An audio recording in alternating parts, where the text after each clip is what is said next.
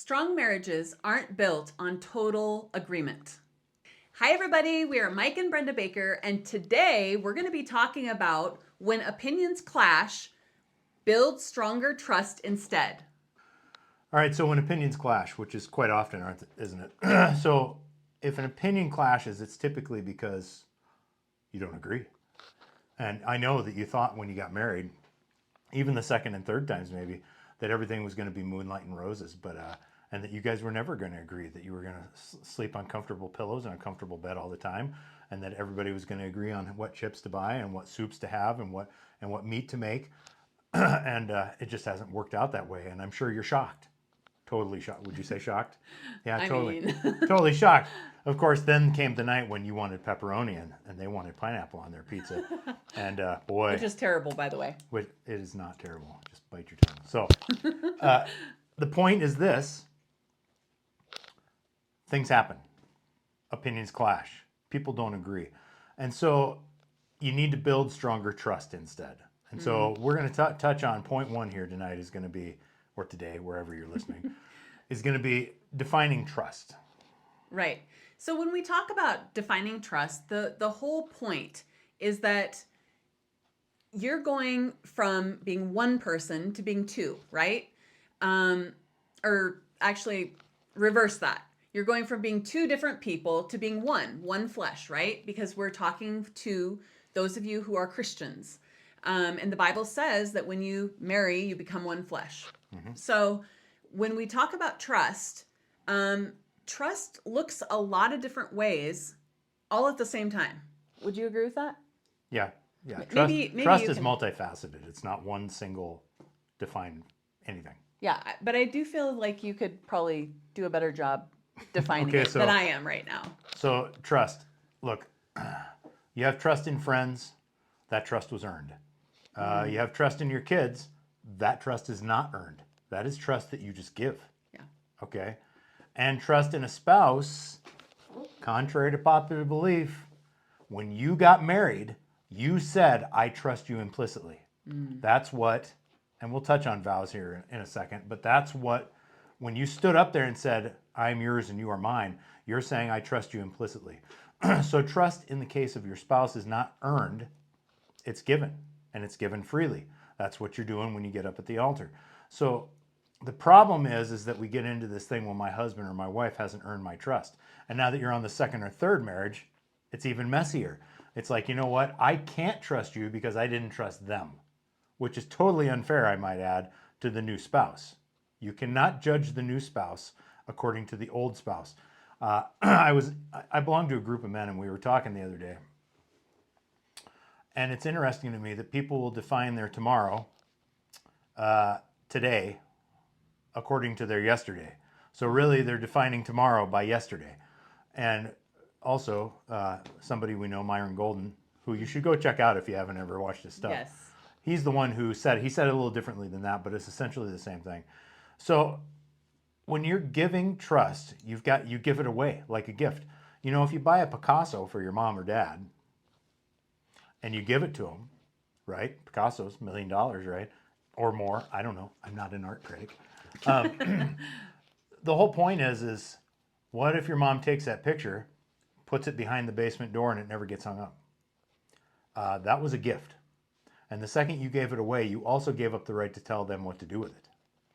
Trust is very much the same way. You give trust away implicitly at the beginning. All right. Now, can a spouse do something that violates that trust? Yeah, absolutely they can. Affairs, lying, financial schemes, take your pick, they can. But the point is they don't have to earn it. If your spouse has to earn your trust after you've taken vows, the problem is you. Yeah, why did you get married if you didn't totally trust your spouse?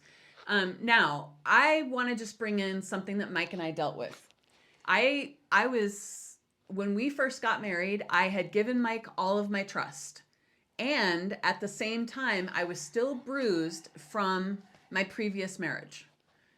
Every time my first husband went to the store or went to do something, he was gone for hours. And I do mean hours at a time. And so I learned that anytime he left the house, he was going to be gone until 2 or 3 in the morning, no matter what time he left, doing whatever it was that he was doing, right? And so, to a certain degree, I did really struggle with that at first when Mike wanted to go somewhere without me. And it wasn't my lack of trust in him, it was my holding on to the past. And so, are you holding on to your past? Are you making what happened in your last marriage be a source of contention in this marriage because you choose to not let last marriage go? Did you heal from last time, right? One of the main issues with blending families and with remarriage in general is the fact that there are so many bruises. There are so many things that people have over and over again done to you over sometimes a long period of time, where you learn and you think that that's how everyone is. Now, if you've ever been hurt in a church, if you've been hurt by church people, you might tell yourself that church people are bad. That's your choice. And if you continue to tell yourself that, you will believe it regardless of what you think. And so the same thing is true here. If you think that your spouse in the past was untrustable, typically speaking, people bring it into the current marriage. So ask yourself, am I doing that? Yeah, I mean, trust with church people is also earned. Yes. You don't get to pick your family. I mean, if you meet a cousin for the first time, you don't implicitly give trust there. You're more likely to lean towards trust because they're blood relation, but you're not implicit in your trust. So, go ahead. Well, I wasn't making it as a parallel. I was just saying that, if you go to a church and you feel like, oh, these Christians, I'm not sure if I can trust them, it's a natural reaction to what you've told yourself. And so I was just trying to define what I was saying by that. But do I need to clarify? No, I think that's fine. So the other thing to remember is you don't want to create a situation where your spouse is going to fall into mistrust either. Yeah. And what I mean by that is, every time, like she said in the beginning, I couldn't run to the store to get something to drink without her questioning why I was going, when I was going to be back. You name it. Yep. And I was like, God, I'm just going to get a Pepsi, or I'm just going to, I'm not going to rob a bank. I'll be back. Give me 5 minutes. But the point is that implicit trust can be hard when you've been hurt before. But at the same time, was she trying to set me up for failure? No, but she was reacting to familiar behavior from a prior relationship. In other words, she was letting today be dictated by yesterday. Yep. And I think probably we need to talk through how you helped me to change it. Well, really, when it comes to help and change, okay, I couldn't change her. It's not like I cast a spell and you are changed. That's not how it works. No, but I wanted your help. Yeah, but what I did was I created an environment in which you could trust me. So really, it wasn't that I wasn't kissing butt and I wasn't, schmoozing for points. That's not at all what I was doing. But what I did was I moved towards the request. Where are you going? I would tell her where I was going. I'd be like, hey, I'm going to be back in like 10 minutes. All right. Do you want anything while I'm gone? Because she would have all the kids. She'd be doing something, or I would have all the kids and she'd need to go. But either way, I gave the requested information. Why? Because it's not a big deal. Okay. Quit getting bent out of shape because your spouse is asking you a question or questions. They've been hurt. You've been hurt. How about a little, I don't know, forgiveness? Forgiveness for nothing that they've done. Okay? Forgiveness of you maybe being a little ridiculous about things at the time. But you see, the whole idea is it doesn't feel ridiculous. It feels real. So even though we're overlaying these things on our spouses, on our partners. So the thing to remember is create an environment, move towards the request, not away from them. Give them a reason to know that you understand that they've been hurt and all you want to do is help them move through it. And in turn, they'll begin to do the same for you. But that brings us into number 2, okay? Number 2, you're going to hear me harp on this maybe every video. I don't know. And I'm going to harp on it until I think it gets through. I've told you guys before, I run the TikTok page for the company I work for. Yeah, I know old guys running TikTok. Okay, so, but I have to go through and I have to find content because we work in the trades. But the content in the trades isn't the only content I come across. And I come across just garbage, absolute garbage about my spouse this and my spouse that. And that's from both sides. Here is the single biggest thing that I've said, I will continue to say, and that I've noticed. You all have forgotten your vows. You stood up there and said, not only did you say, I will implicitly trust you, and now you're both looking at each other. I never said that about you. No, when you said to love and cherish in sickness and in health, for better or for worse, you said, I trust you implicitly as my life partner, and I will give you 110% of myself every day. Every day. So point number 2 is just this, to remind you that you said you would. So quit being lazy. If all you want to do is lay all this problem over on your spouse because, well, and I've heard it before, well, I didn't think it was going to be like this. It doesn't matter if you thought it was going to be that way. You gave your word. You said, I will no matter what. Now, I'm not endorsing neglect and abuse, extreme neglect, all right? I mean, if he forgets your birthday one time, that's not neglect. That's just bad planning, all right? But the whole point here is you took vows. Vows before God. And why am I so passionate about it? Because they matter. Words matter. It wasn't just a ceremony that you came to. You gave yourself. You left and cleaved. You became one flesh. One. Act like it. Yeah.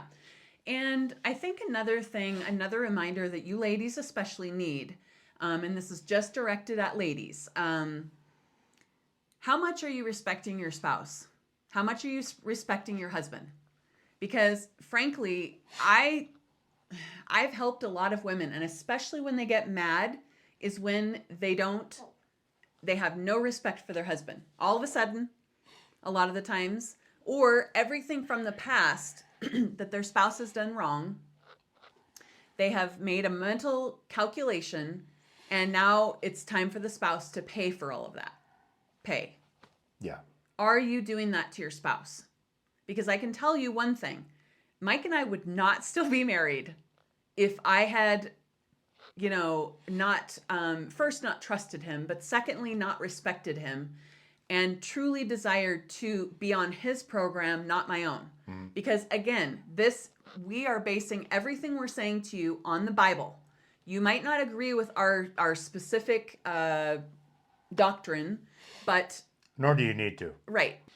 I think it's really important to remember that your job as the woman is to respect your spouse, to respect your husband. This is a biblically based channel, and so if you don't like the Bible, you're in the wrong place. Sorry, but this is what we do. And respect is something that your husband needs. It's not a want. If you don't respect him, like a lot of you ladies don't, it's never going to work. Your husband lives for respect. Now, maybe he's not as respectable some days as he should be. That's on him. But that's not for you to tally up and decide whether or not today he's respectable and tomorrow he's not. So this brings us to point number 3, which is ultimately the beauty of different opinions. See, you guys see different opinions and you see it as argumentative and you see it as, why can't we ever agree? And you see it as, well, they just think this and I just think that. And a deal breaker. And I hear a lot of assumption in there. Okay, if we were really going to be honest. Lots of assumption, lots of he said, she said, lots of laziness in communication when it comes right down to it. Yeah. So in the beauty of different opinions, you need to remember that part of the reason men and women are like zippers on a coat. Have you ever walked through a storm with a zipper that didn't work? You get cold, right? Because you can't keep the coat closed. Men and women, and I know I'll get flack for this, complement each other perfectly. Do you know what the problem is? The problem is people. It's not that God designed you differently. It's not that God made you differently. It's that you're choosing yourself over your spouse, and that's not what you said you'd do when you got married. So, differing opinions, they build businesses. They build innovation within the family. They build family identity. They give kids something to work towards, to know. They they build the confidence that your kids need in seeing a strong marriage. Single biggest thing that you can give your kids, biggest gift, is a strong marriage, first and foremost. So we're not saying neglect kids or ignore them or anything, but the marriage has to come first. And what that means is that you need to have more grace. They don't need to have more grace with you. You need to have more grace with them. You can't decide the amount of grace they have. You can only decide the amount of grace you have. And I'm telling you right now, you guys probably wouldn't know it, but Brenda and I disagree on a lot of things. I mean, we're on the same page with this, and we're on the same page with most things, but really we have different opinions on a lot of things. She is extroverted, and I am introverted, like very introverted. You see us in a crowd of people that we know and like, and you'll see my battery drain, and you'll see me disappear eventually because I can't take any more socialization. You'll see her battery just come right up, and she's like, I'm here. Okay. So It's true. yeah. So the whole point is different opinions are a good thing. That is the basis of marriage. That's why God made you one flesh, so he could bring two halves of a whole together. Right. And differing opinions, I mean, let's be honest, opposite people and personalities attract. On It's purpose. not a bad thing. It's good. It helps to create a situation where you're both learning all the time. And so I think that is, one of the many things that the feminist movement has really hurt marriage in is the fact that now we all have to be boss babes. We all have to, adhere to these rules, or we're just listening to a man. Well, I'm sorry, but if left to my own devices without God, obviously God is the number one source of good decisions that I personally make on a daily basis.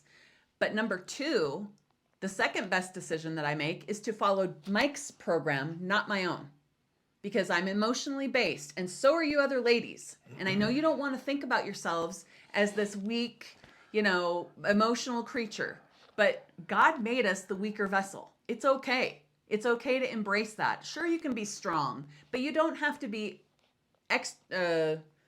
whatever the word is I'm looking for. You don't have to be so overpowering on your husband because you don't want to be told by a man. Well, you got married. What the heck?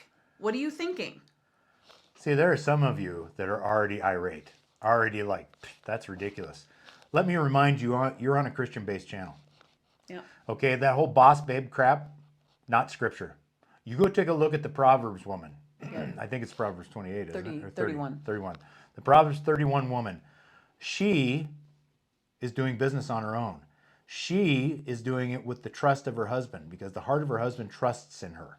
Okay? Which means that he and she have already established a relationship where she can do business without him being right there. That is very much how Brenda and I can do things. Brenda knows that she can make financial and business decisions without me sitting there. Even though I am the head of the house, I do control the bills right now. Right now. Yeah, we swap. But she knows that within this parameter that she can make whatever financial decisions she needs to, especially if it's I got to make it right now. So the point here is so this whole boss babe mentality is absolute bullcrap. It isn't in scripture. It doesn't belong in scripture. And if you think that, I would highly recommend you go study it out. Yeah. All right? Because you would find that you are mistaken. Now, I'm not just beating up the ladies here. That goes for the men, too. It doesn't give you the right to be overbearing jerks. It doesn't give you the right to run over your wife. All right? Once again, the Proverbs 31 woman is a strong woman who can do things on her own, who can actually engage in business with a man and still come out on top. Not because she's dumb. So quit treating your wives that way and thinking they're less than. They're not. You guys are equal partners in the kingdom. Right. Yeah, and it's not that hard to do, people. It's making yourself less and looking up to your spouse for the good things that they do. I mean, when Mike was in Iraq, that's all I had. Because I was, especially the first deployment, I was super irritated that I was left at home to deal with all the stuff that came with marrying Mike. I mean, I honestly really struggled with it for a while because I had to deal with his ex-wife constantly. And she ramped it up about 12 notches when he was in Iraq. Yeah. Guess why? Because she could. Yeah. You know, and it made me angry because most of the time I just wanted to punch her. Now, is that a Christian attitude? No, of course it's not. But at the time, that's how I felt. And so I just had to, what I finally ended up doing is it was like, okay, how would Mike handle this situation? Because I knew that he was way better at dealing with conflict specifically. And there were so many conflicts that came up while he was gone because people saw me as a woman at home with 5 kids. So there were people that pushed that shouldn't have, but they did. And I had to deal with all these things. And so I had to keep telling myself, make sure that you're doing everything you can to deal with this the way Mike would. Because at the time, I was in charge. I didn't get to talk to him hardly ever. And that was over an 18-month span. So what you're dealing with now, I know it's hard. And my heart goes out to you. But you can do this. You can make this marriage your last and best marriage. Mm-hmm. But you got to do it. You got to hold yourself accountable for the things that the Bible says you need to be doing. And sure, we all have to do that. I'm not just saying this to you, I'm saying it to myself because, you know, there are situations where maybe I don't hold myself accountable as much as I should. I do really work on practicing what I preach, though. So understand, it's not just you. It's all of us. We all need to look at ourselves and be the type of people that Jesus and God would be happy to know and to have in their kingdom. Mm-hmm. Which hopefully I didn't make that sound like something it's not. So is that it? That's it. Okay. Well, with that, you know, you have the chance right now to build long-lasting trust with your spouse. If you will spend the time and do the hard work with them to, you know, figure out where the root of the issue is. And so we encourage you to do that. We want to see you be successful, have a great marriage, and just really enjoy your time together because who knows what tomorrow might bring. Tomorrow might bring sickness or death. You just never know. So make it your best. Okay? Well, that's it for today. We thank you so very much for, you know, just hanging out with us and hearing what we have to say. We hope that this message hits you in the heart, but also helps you to push yourself to do the right thing and to do the best thing for your family, for your spouse, and ultimately for the kingdom, because that's what we're here to do, right? So with that, we will talk to you again soon. Bye.